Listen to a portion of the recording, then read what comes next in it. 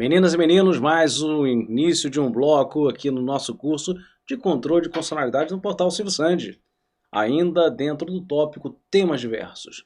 Esse tema, temas diversos, vamos reproduzir aqui várias decisões do STF como ponto final, o ponto derradeiro do nosso curso teórico.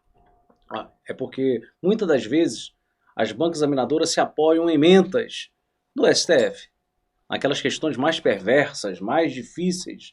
Então, no último encontro, no último bloco, não se conta em dobro o prazo recursal para a Fazenda Pública, que sabemos que a Fazenda Pública costuma ter, lá pelo Código de Processo Civil, prerrogativas processuais, como uma contagem em dobro. Essa contagem em dobro não se aplica ao processo abstrato. Por quê, professor? É porque não há partes. É um processo objetivo, é um controle abstrato, é um controle da lei em tese. Perfeito? Esse foi o ponto derradeiro do bloco anterior. Passemos a um novo tema. Chegamos a estudar durante o nosso curso teórico a questão da simultaneidade de processos no STF e Tribunal de Justiça. Sabemos que o controle abstrato, tomando como base a Constituição Federal, tem como guardião exclusivo o Supremo Tribunal Federal. É isso mesmo. O controle abstrato, o controle da lei em tese, um sistema austríaco incorporado ao nosso sistema brasileiro,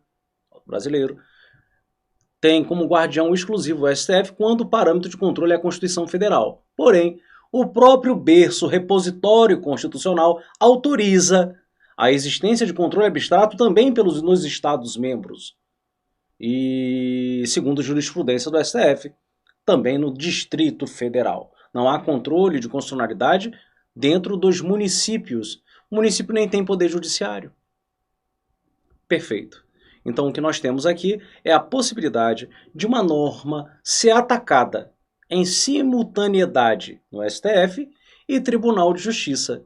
Aprendemos durante o nosso curso que, quando isso acontece, de você entrar com uma ação direta de inconstitucionalidade no STF e uma ação direta de inconstitucionalidade no Tribunal de Justiça, até porque a norma é de conteúdo obrigatório, norma de reprodução obrigatória ou caráter remissivo, você suspende o processo no Tribunal de Justiça.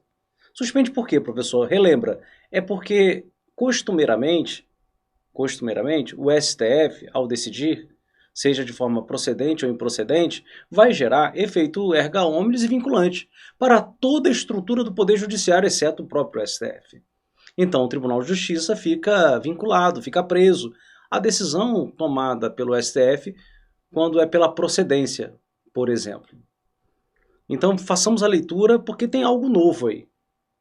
Coexistindo duas ações diretas de inconstitucionalidade, uma ajuizada perante o TJ e outra no STF. O julgamento da primeira, olha aí, a estadual, somente prejudica o da segunda se preenchido duas condições cumulativas. Se a decisão do Tribunal de Justiça for pela procedência da ação.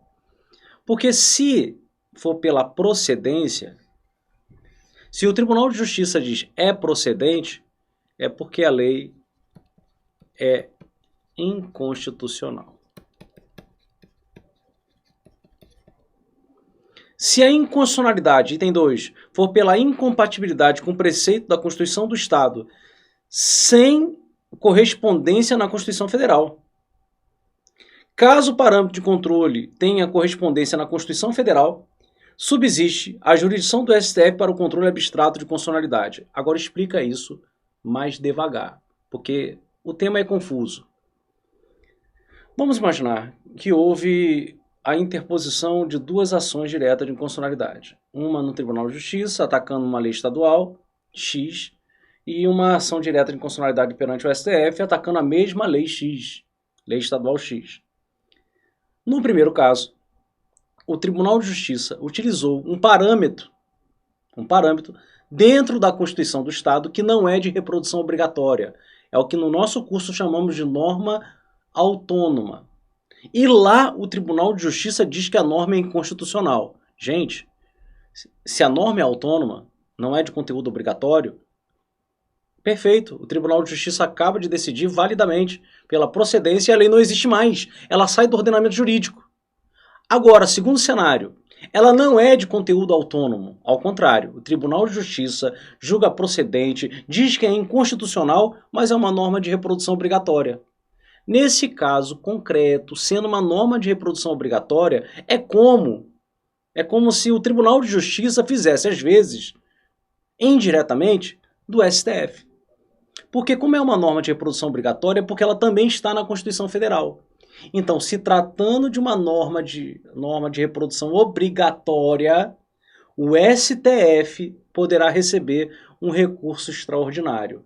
Se você está em dúvida nessa parte, volta à parte teórica, ao conteúdo teórico, que lá a gente fez esse sistema. Sendo uma norma de reprodução, uma norma autônoma, prossegue, improcedente, morre o processo.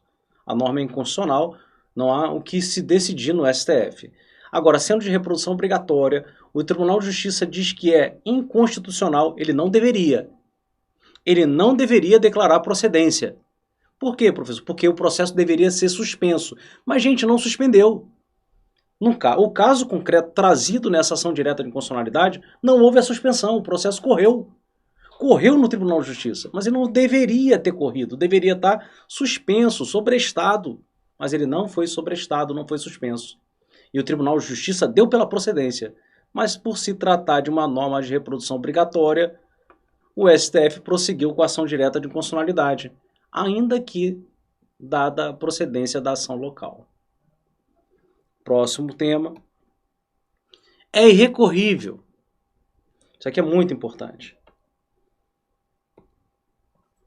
É irrecorrível a decisão denegatória de ingresso no feito como amicus curiae. O que acontece? Durante o nosso curso,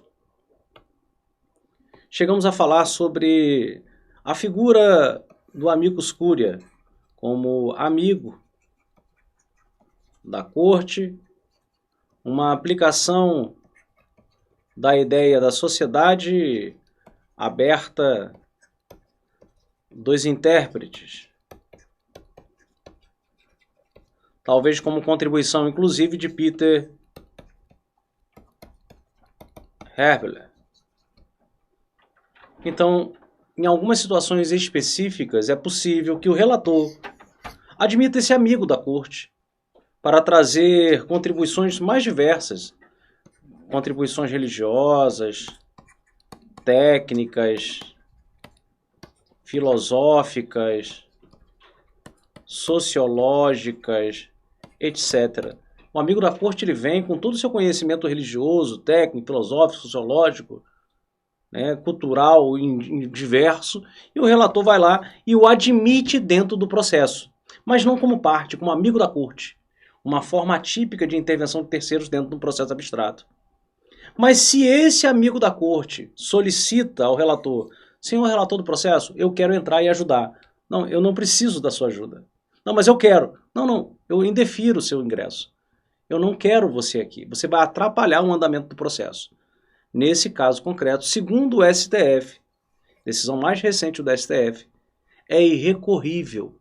Ah, mas eu vou agravar, vou reclamar, vou lá para o tribunal pleno dizendo que o relator está sendo omisso, ele não está sendo proporcional e razoável. Não, a decisão é dele. É uma decisão monocrática, irrecorrível. Esse é o mais novo precedente do STF e é o que a gente vai seguir até prova em sentido contrário. Até um precedente novo dizendo que a decisão eventualmente, excepcionalmente, seria recorrível. A mais recente é, ao não se admitir o ingresso desse amigo da corte, amicus curiae, ele não tem direito a recorrer, a reclamar. Acabou. Não haverá o seu ingresso no processo. Próxima decisão. Caso o STF, ao julgar uma ADI, ADC, ADPF, declare a lei ou ato normativo inconstitucional, ele poderá, de ofício, fazer a modulação dos seus efeitos. Nós sabemos, você tem lá 2010, 2019, vem o STF e dá pela ADI procedente.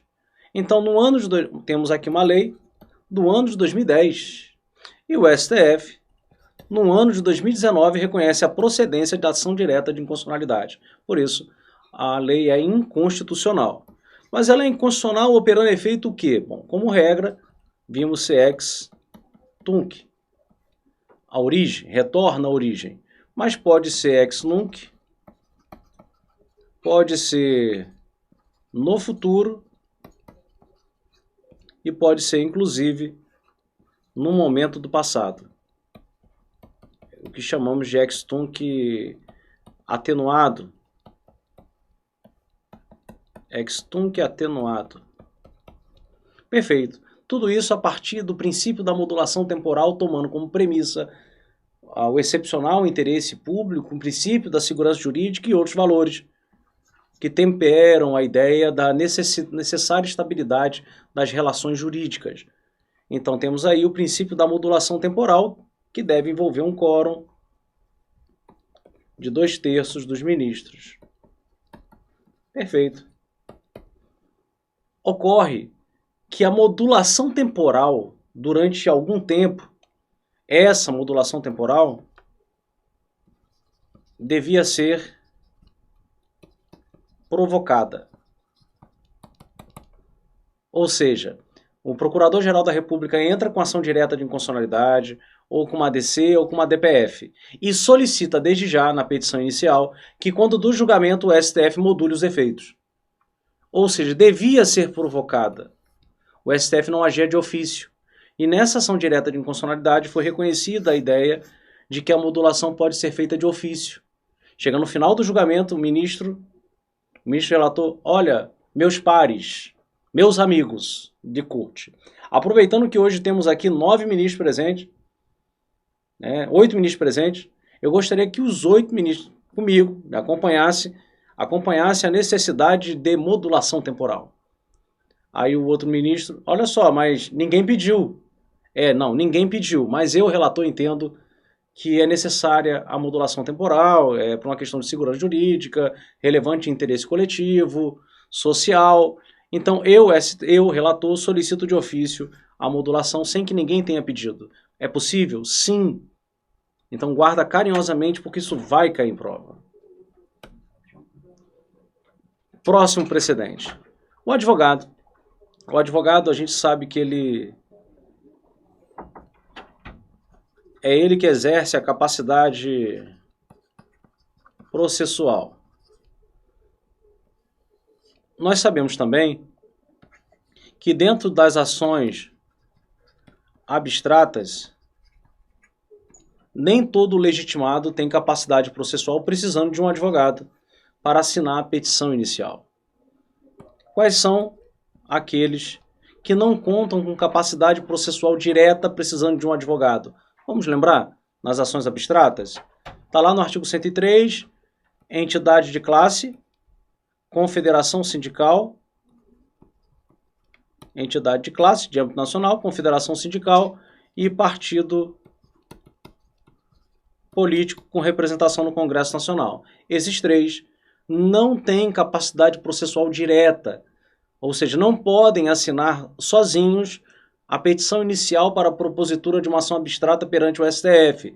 Precisam de um advogado. Agora eu continuo, relembrando esse tópico do conteúdo teórico. O advogado na ação direta de inconstitucionalidade precisa de uma procuração com poderes específicos.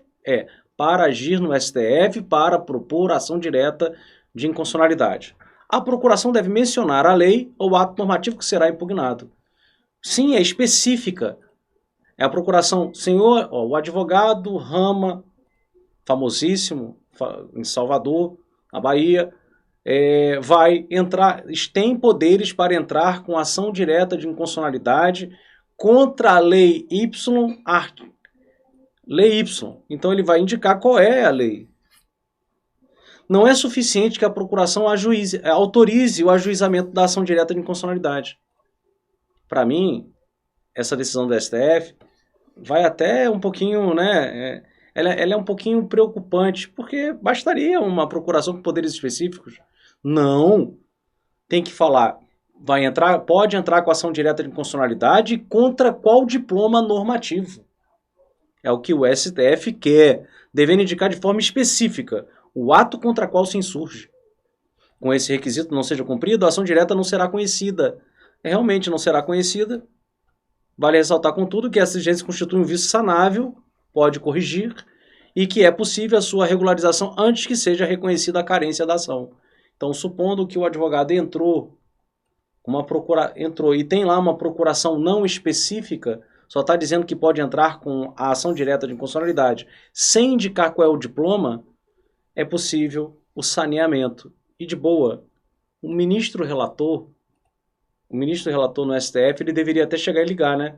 O senhor advogado, faz o seguinte, junta ao processo, para eu não decretar a carência da ação, sem julgamento de mérito, por conta de um vício bobo, junta na ação a procuração dizendo que, além de poder entrar com a ação direta de inconstitucionalidade, qual é o diploma que você quer atacar aqui.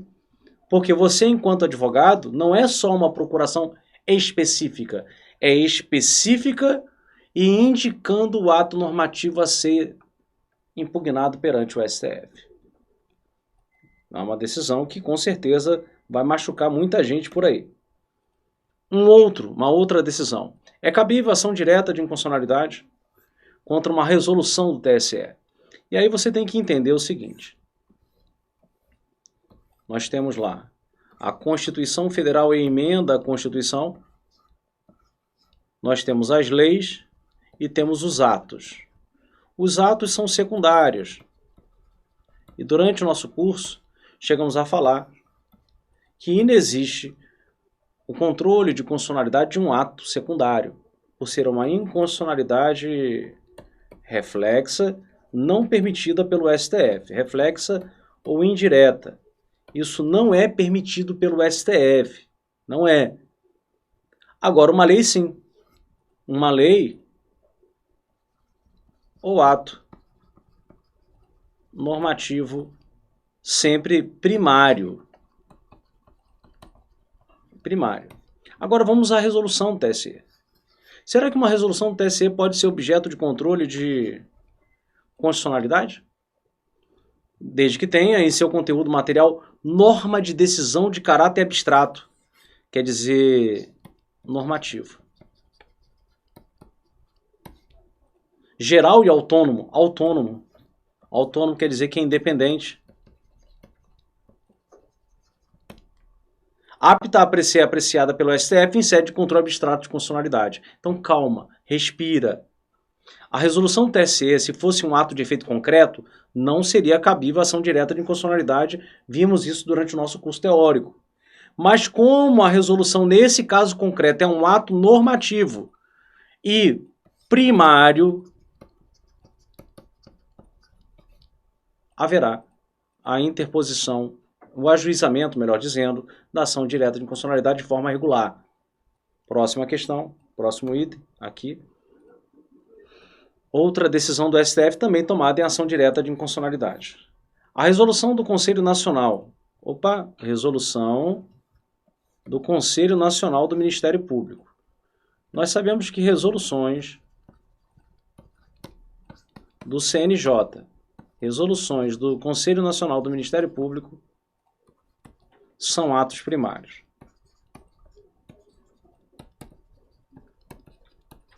Então eu sei que podem ser objeto de ação direta, de inconstitucionalidade, ADC, controle abstrato perante o STF, desde que sejam de natureza normativa. É isso que eu vou ter que vasculhar a partir da leitura da decisão. A resolução do Conselho consiste em um ato normativo.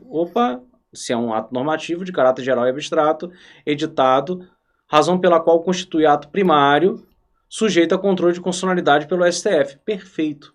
Tanto resoluções do CNJ, Conselho Nacional de Justiça, como CNP, são atos que extraem o seu conteúdo de validade, a sua validade, o seu fundamento diretamente da Constituição Federal. E como o fundamento direto é a Constituição Federal, o controle é de constitucionalidade. Uma outra decisão. O Estado não possui legitimidade para recorrer. O Estado? Bom, nós sabemos que o artigo 103 da Constituição Federal vem trazendo uma lista exaustiva de legitimados. Dentro do Estado, nós temos o governador e nós temos a mesa da Assembleia Legislativa. Tanto o governador como a mesa podem ajuizar a ação direta de inconstitucionalidade perante o STF, ação abstrata, ou mesmo ADC, ou ADPF. Entendi. Agora, o governador pode entrar, pode recorrer, pode embargar. A mesa pode recorrer, pode embargar, embargo de declaração, opor embargo de declaração. Agora, o Estado? Gente, Estado não. O Estado é maior. Teria que falar governador, mesa da Assembleia. O Estado realmente não possui. Ainda que a ação direta tenha sido ajuizada pelo governador, a legitimidade para recorrer do próprio governador. O Estado não se inclui no rol de legitimados. Próxima decisão. Possível a celebração de um acordo. Essa decisão realmente é muito interessante. Ação de descumprimento de preceito fundamental. Arguição de descumprimento de preceito fundamental. Possível a celebração de um acordo. Olha só agora. Acordo num processo de índole objetiva, como a DPF. Ele está falando que a DPF é uma ação abstrata. Abstrata quer dizer objetiva. Abstrata é o que a gente chama de ação objetiva.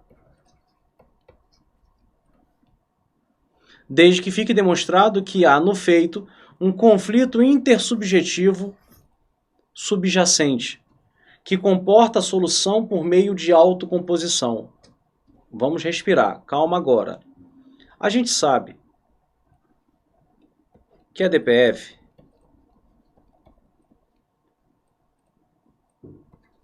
exige, conforme o caso, relevante controvérsia judicial. Tem que ter uma controvérsia judicial. Então você entra com uma arguição de descumprimento de princípio fundamental porque é uma controvérsia judicial. A controvérsia judicial são situações concretas, existentes, espalhadas em vários órgãos do Poder Judiciário e alguém vai lá e entra com uma DPF para ver aquelas situações concretas resolvidas. Mas a partir de um processo objetivo, sim, é porque esse aqui vai ter efeito erga omnes e vinculante. Portanto, apto a acabar com todas as ações concretas. Então, existe um conflito entre as pessoas. Não aqui na DPF, mas entre as pessoas sim. Um conflito entre pessoas, intersubjetivo, entre as pessoas.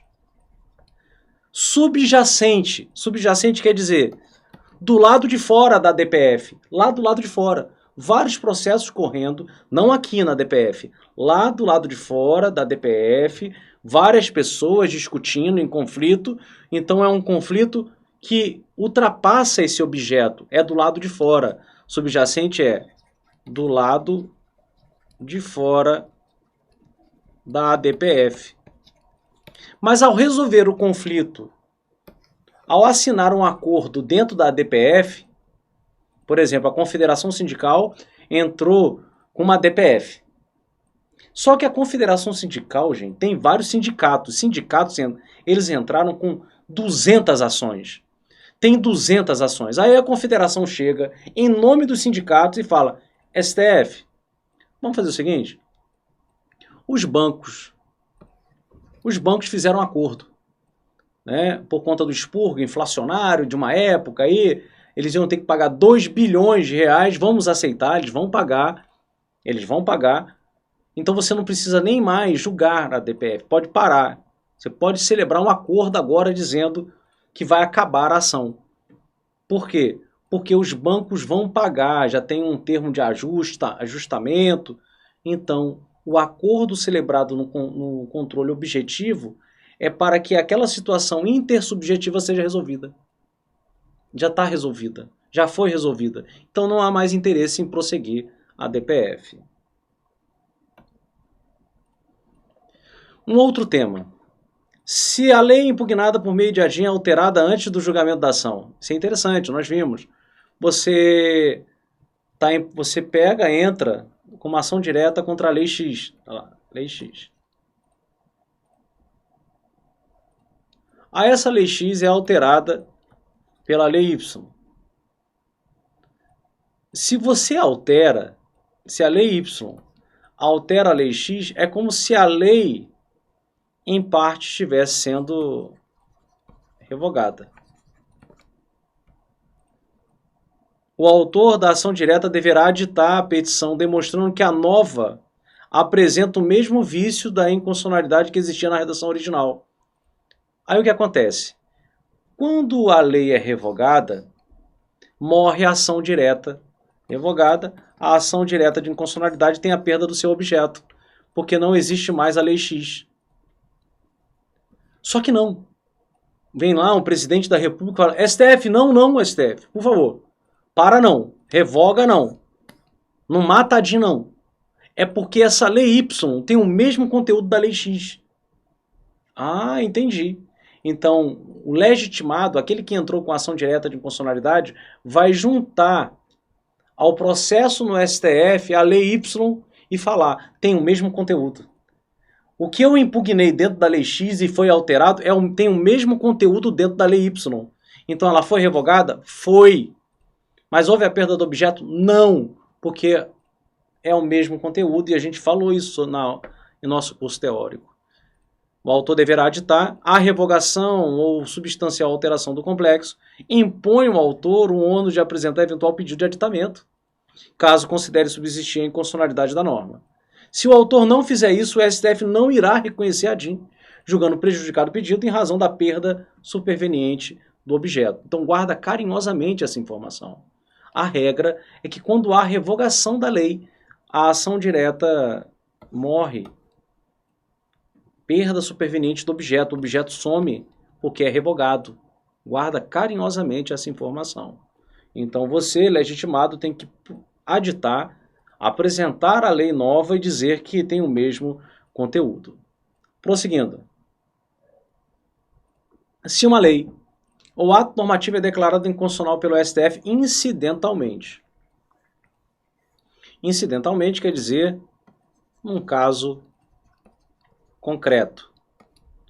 Essa decisão, assim como acontece no controle abstrato, também produz eficácia erga omnes vinculante. Isso aqui é a teoria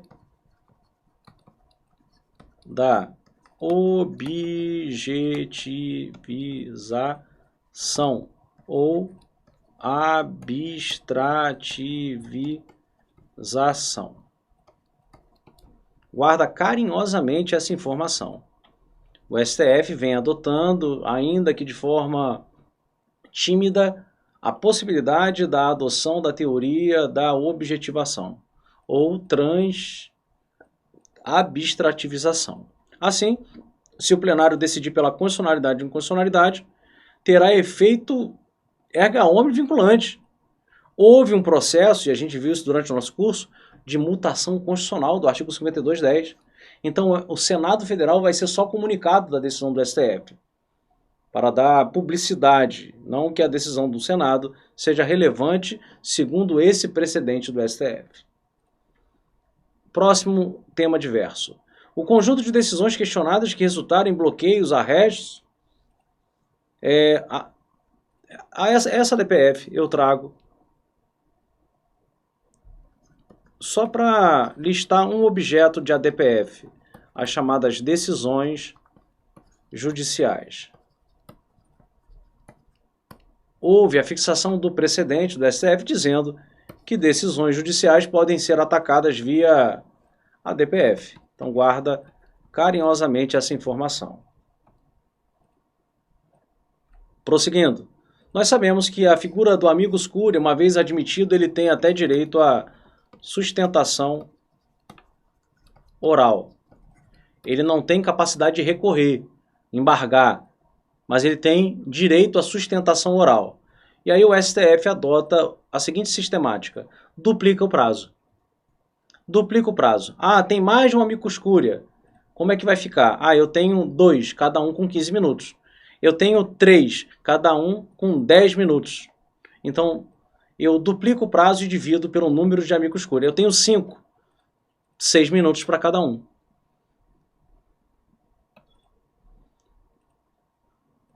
É possível a modulação também no processo concreto. Isso é só para estabelecer que o princípio da modulação temporal, apesar de o nosso estudo toda hora se concentrar no controle abstrato de constitucionalidade, o STF admite também a modulação temporal dentro de situações concretas. Mais uma decisão. O STF, ao julgar as ações de controle abstrato de constitucionalidade, não está vinculado aos fundamentos jurídicos invocados pelo autor. O que quer dizer isso? Já ouvi, né, professor? É a chamada causa de pedir aberta. Ele se prende ao pedido e não à causa de pedir. Assim, pode-se dizer que na ADI, a causa de pedir, causa petende, é aberta. Isso significa que todo e qualquer dispositivo da Constituição Federal ou o restante do bloco de constitucionalidade, e aí vamos citar os tratados internacionais de direitos humanos aprovados segundo o parágrafo 3º do artigo 5º da Constituição Federal, poderá ser utilizado pelo STF como fundamento jurídico para declarar uma lei ou ato normativo inconstitucional. Mais uma decisão. As associações que representam fração de categoria, nós já vimos isso. As entidades de classe de âmbito nacional têm que representar toda a categoria. Se representa apenas fração, não tem legitimidade. Não cabe a DPF contra a decisão transitada em julgado. Também vimos isso. O Instituto de Controle Concentrado não é apto, não tem essa função de desconstituir a coisa julgada. Agora, uma rápida bateria de exercícios, uma bateria final sobre o controle de constitucionalidade nos estados. Vamos dar início. Deixa eu ver. O município do interior do estado editou uma lei municipal ofensiva à Constituição do estado.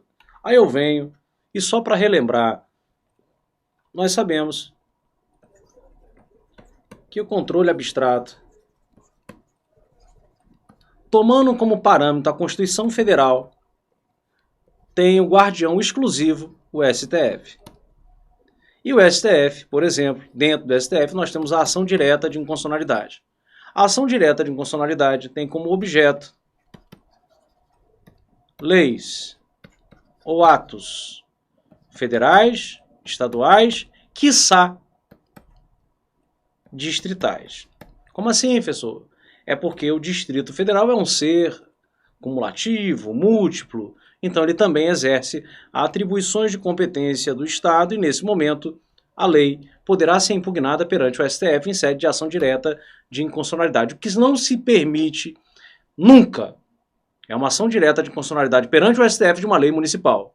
Significa dizer que não pode um controle abstrato de uma lei municipal em 2 momentos. Afinal, o artigo 125 da Constituição Federal permite que a Constituição do Estado seja aferida, contrastada, tenha como guardião o Tribunal de Justiça local. E nesse momento, teremos também a ação direta de inconstitucionalidade, mas com um objeto um pouco mais restrito. Nunca haverá o reconhecimento de uma inconstitucionalidade de uma lei federal perante o Tribunal de Justiça local. Nunca. Abstratamente, nunca. Então, o objeto aqui, sempre leis ou atos estaduais e municipais. Então, uma lei municipal até pode ser objeto de ação direta de inconstitucionalidade, que é controle abstrato? Sim, mas tomando como parâmetro a Constituição do Estado e nunca a Constituição Federal aferida pelo STF. Então, vindo a questão, eu até consigo, né? O município, então é uma lei municipal, a Constituição é do Estado, a competência é do STF? Não é competência. Originariamente vai ser do Tribunal de Justiça. Resposta, letra E. Vamos à nossa próxima questão. O Tribunal de Justiça de determinado Estado, ao julgar em sua composição plena representação de uma lei do município, declarou sua inconstitucionalidade. declarou a sua inconstitucionalidade. Só para lembrar que no Brasil o nosso sistema é sistema judicial misto. É misto por conjugar o sistema austríaco com o sistema anglo-saxão. Austríaco, lei em tese, chamada entre nós de controle, costumeiramente de controle concentrado. E esse controle concentrado, ele é feito ou pelo STF, nós vimos, ou pelo Tribunal de Justiça. São tribunais. E tribunal deve observar a reserva de plenário. A reserva de plenário vem hoje prevista no artigo 97 da Constituição Federal, exigindo um quórum de maioria absoluta para o reconhecimento da inconstitucionalidade. Isso não tem muito a ver com a questão, foi só para acrescentar um ingrediente novo, rever, na verdade, um ingrediente da aula teórica. Vindo aqui,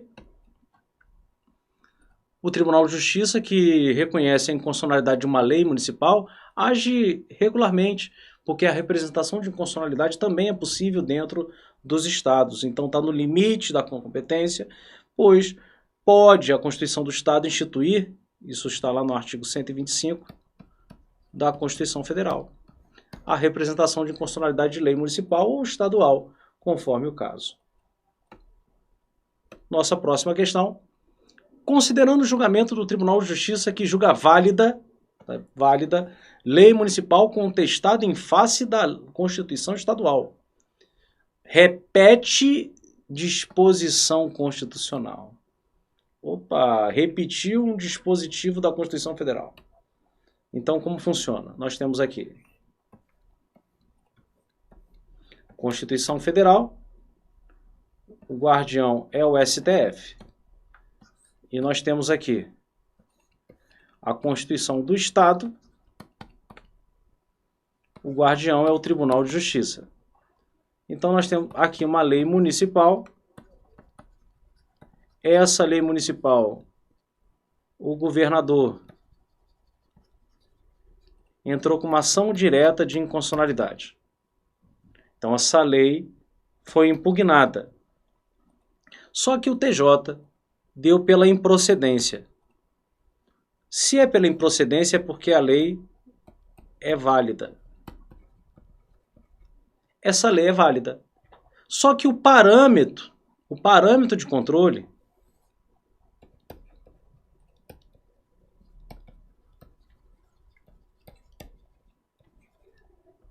é aqui, ó, ele vem daqui. Ele vem da Constituição Federal. É um parâmetro de controle previsto na Constituição do Estado, mas ele só foi previsto na Constituição do Estado por ser uma reprodução da Constituição Federal. Então, o que acontece? Se for de reprodução obrigatória,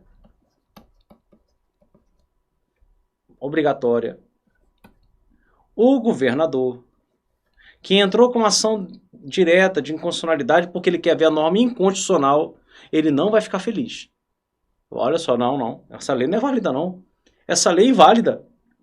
Essa lei é inválida. Eu não gostei da decisão do Tribunal de Justiça. Não gostei. O governador poderá, pelo fato de estar descontente com essa decisão e tratar-se de uma norma de reprodução obrigatória, bater lá nas portas, fazer isso aqui, ó. Eu venho até o STF com recurso extraordinário. STF, guardião dos guardiões. O Tribunal de Justiça local disse que a norma é válida, mas essa norma também está prevista na Constituição Federal, senhor STF. Então, STF, faz o seguinte, apaga a decisão do Tribunal de Justiça local e diz que errou.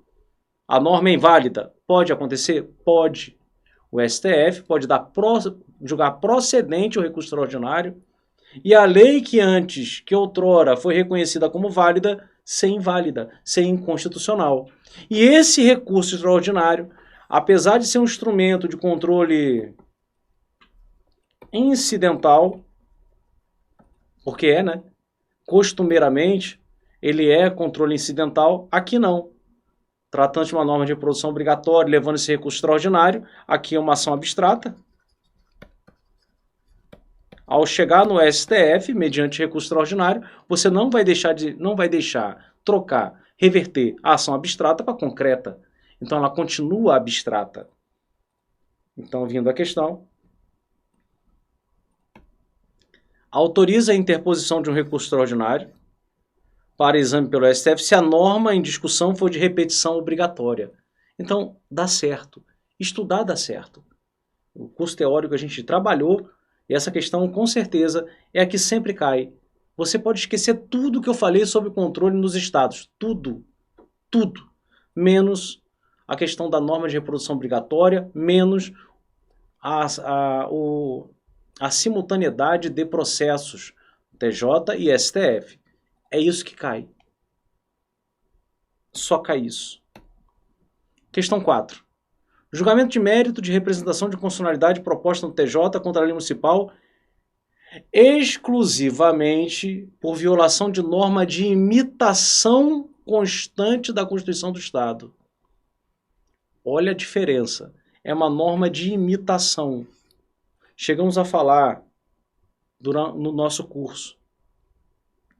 STF, aí está lá, recurso extraordinário, Tribunal de Justiça e colocamos no material as normas.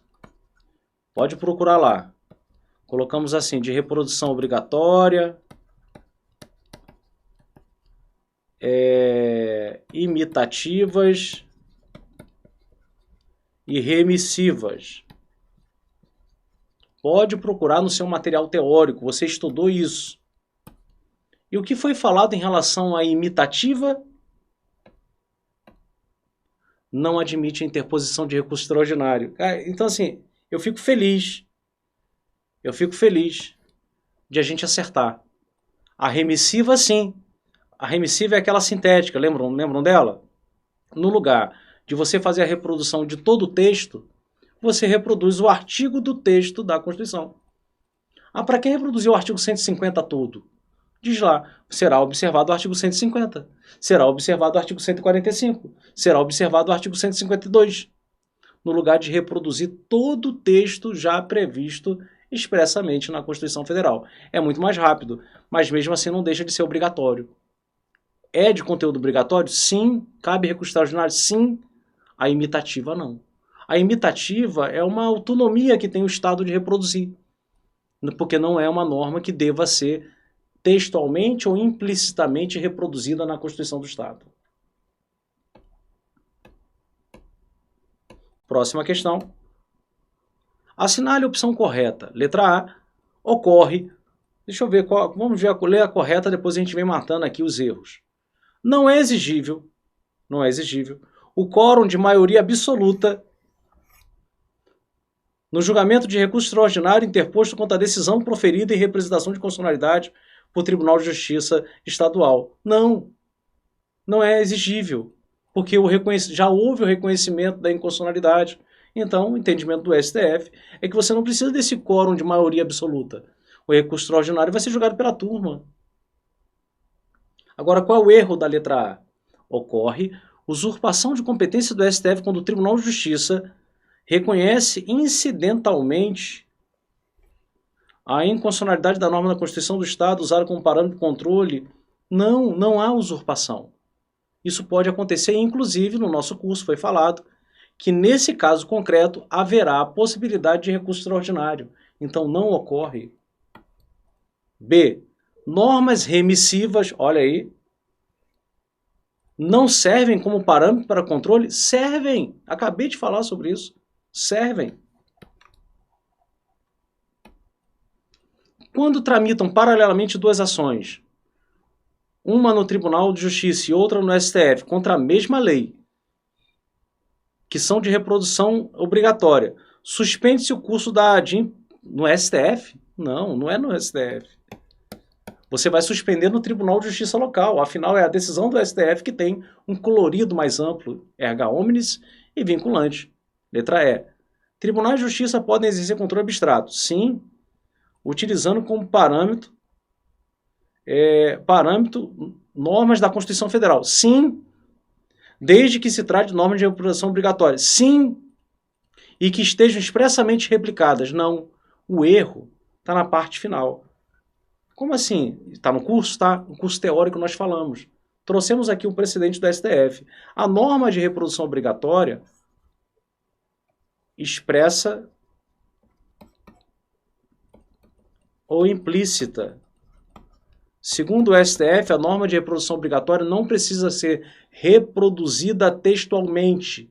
Ela existe lá, independentemente de ser expressa ou não. Então o erro está na parte final. Próxima questão. Uma lei estadual entra em confronto com uma lei... Uma lei estadual entra em confronto com uma norma da respectiva Constituição do Estado, que trata da remuneração de deputados, e ao mesmo tempo com a norma da Constituição Federal, ao mesmo tempo.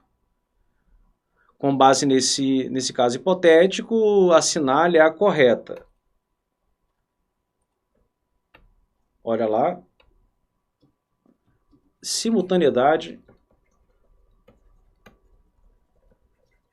de processos. Então vai ter lá ação direta contra a lei estadual.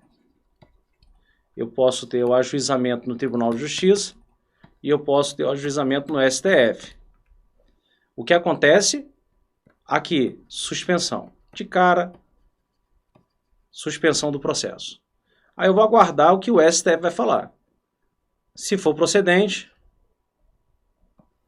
ou se for improcedente. O que acontece se o STF julga procedente? É porque é inconstitucional.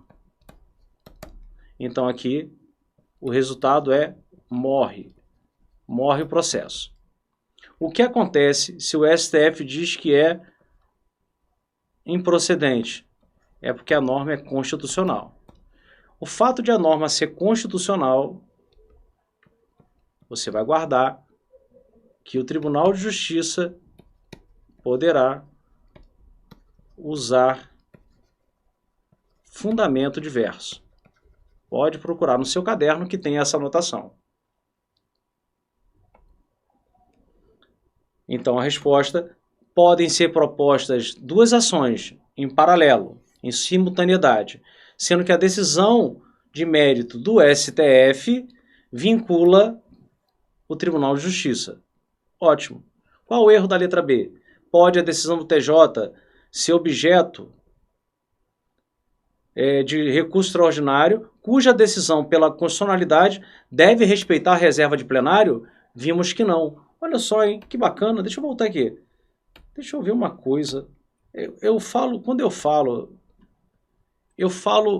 isso direto para vocês. Ano de 2019, uma banca específica de um Ministério Público lá do Paraná, Ministério Público Estadual, uma banca específica, ano 2019, tem nada a ver.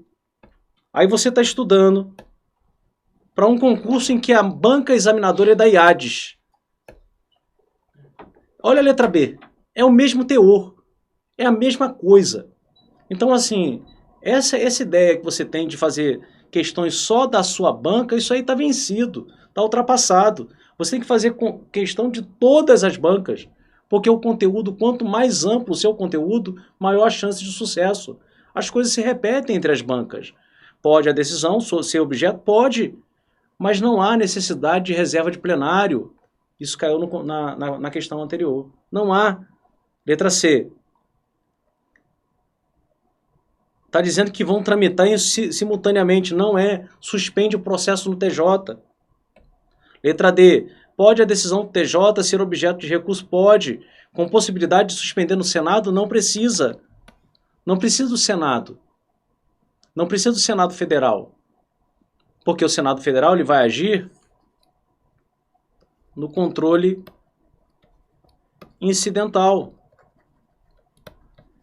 E aqui nós temos uma decisão do TJ em ação direta de inconstitucionalidade, que é controle abstrato. E controle abstrato, por acaso, ele já tem efeito erga omnes e vinculante. Então, para que mandar para o Senado Federal? Não há necessidade, porque ele já tem efeito vinculante erga omnes. Letra E. Pode a decisão do tribunal ser objeto de recurso? Efeito interparte? Não é interparte, é erga omnes. Dá certo estudar. Vamos à nossa próxima questão. O Tribunal de Justiça do Estado foi instado, chamado a realizar o controle concentrado abstrato da lei do município. Vamos lá. O artigo 10 da Constituição do Estado, que reproduzia literalmente o preceito da Constituição Federal. Reproduziu literalmente um preceito da Constituição da República. Item 2. O artigo 39 da Constituição da República, pois é considerado norma de reprodução obrigatória, e a Constituição do Estado sujeitou os servidores a normas constitucionais que lhe sejam aplicáveis. Considerando o paradigma de confronto passível de ser utilizado no controle, assinale a correta. A correta é a letra B de bola. A ação pode ser reconhecida em relação a ambos os fundamentos, pois o Tribunal de Justiça pode utilizar como parâmetro a Constituição da Constituição Estadual, como também normas de reprodução obrigatória. O TJ pode usar uma coisa ou outra. Ou ele usa uma norma autônoma, ou ele usa uma norma de reprodução obrigatória. A diferença é que quando ele julga a procedência, tomando como base uma norma autônoma, a lei morre.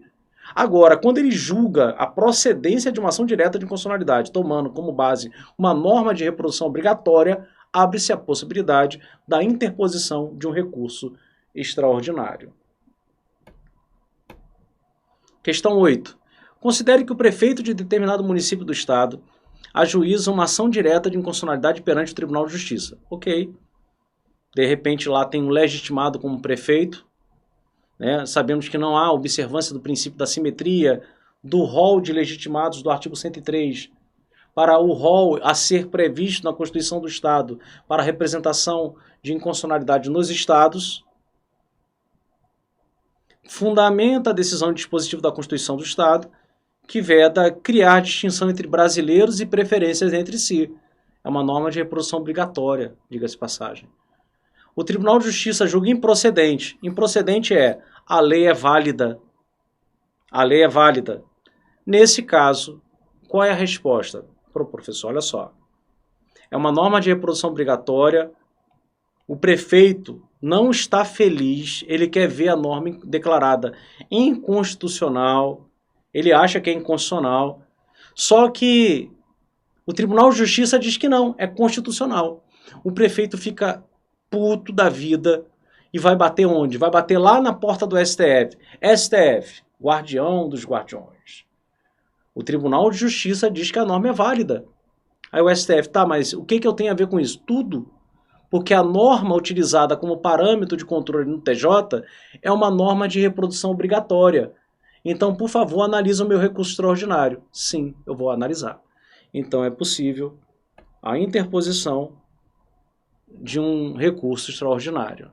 A resposta é a letra D. Estaria o prefeito legitimado,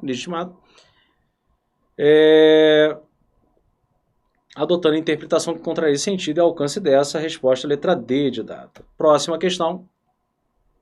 Determinado Estado da Federação editou lei instituindo gratificação financeira mensal a ser acrescida ao subsídio pago ao governador e ao vice-governador, sendo devida em razão do exercício de segundo mandato eletivo no mesmo cargo. Essa norma inspirou a previsão em lei orgânica de igual vantagem econômica para prefeito e vice. Então você tem uma lei estadual e tem uma lei municipal criando uma gratificação financeira ao subsídio e, segundo o texto constitucional, em norma de reprodução obrigatória, o subsídio deve ser pago em parcela única, vedados acréscimos e gratificações em geral. Então a norma ela é inconstitucional, as duas são inconstitucionais, você não pode fazer isso. Tem que buscar a resposta que diga que ambas são inconstitucionais. Ambas as leis contrariam a Constituição Federal, subsídio à parcela única, podendo a lei estadual ser objeto de ação direta perante o Tribunal de Justiça do Estado, caso a Constituição do respectivo reproduza a norma da Constituição Federal que dispõe sobre a matéria. Próxima questão. A Lei X do Estado de São Paulo é objeto de controle concentrado perante o Tribunal de Justiça e, simultaneamente, objeto de ação direta de inconstitucionalidade. O que acontece? Nós já vimos. Suspende o processo no TJ, aguarda a decisão do STF, se for pela procedência, morre o processo no TJ, se for pela improcedência da ação direta de inconstitucionalidade, o TJ até pode decidir de forma contrária. Se o STF declarar constitucional, o Tribunal de Justiça até poderá julgar.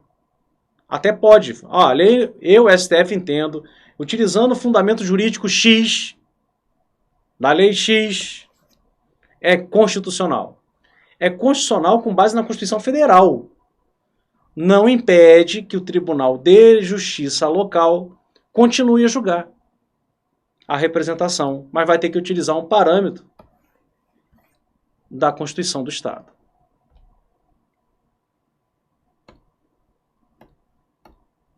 Próxima questão. Analise as seguintes afirmações acerca da representação de constitucionalidade. Item 1. Constituição estadual pode instituir outros legitimados. Pode. Pode sim. Não há simetria. 2. Tribunal de Justiça pode julgar uma ação direta, tomando como parâmetro a Constituição Federal, sim, desde que trate uma norma de reprodução obrigatória. Verdadeiro. Verdadeiro. Verdadeiro. Item 3. Não é possível a modulação. Preciso continuar? Não. Vimos que é possível a modulação, inclusive no controle incidental. Então, resposta 1 e 2. Nossa questão de número 12.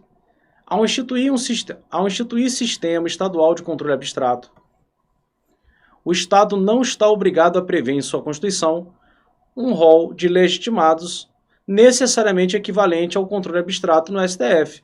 Está dizendo que não precisa observar a simetria. Verdadeiro. Fico muito feliz de ter chegado a esse ponto do curso, nossa última questão, ter concretizado mais um curso aqui no Portal Silvio Sandy. Para mim, eu estou extremamente grato à presença de vocês durante algumas transmissões. Estou bastante feliz com as mensagens que eu tenho recebido em relação à qualidade do curso e tenho certeza absoluta que agora você está preparado, realmente preparado, para qualquer questão de controle de constitucionalidade.